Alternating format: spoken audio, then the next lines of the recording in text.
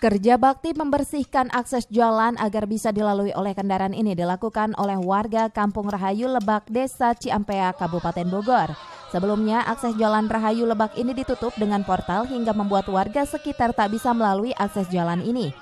Ini antusias warga untuk kerja bakti ini sangat bagus sekali karena ini jalan sangat vital sekali. Jika ada yang sakit atau bawa motor ini sering jatuh di sini ya, karena jalan itu sudah hampir 5 tahun belum ditentukan. Sudah 5 tahun ya Pak? Di portal atau gimana sih Pak? Di portal sama pihak Pasus ya, ada sesitaan tadi ya. Ya, untuk saat ini Pak, nanti akan dibetonisasi atau gimana Pak? Untuk saat ini kita pakai Jayamik langsung, karena kalau dipakai manual kayaknya nggak bagus karena airnya dari atas itu gede sekali.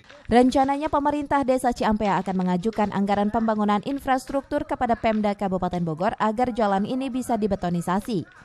Dari Ciampea, Kabupaten Bogor, Mandi Jajar melaporkan.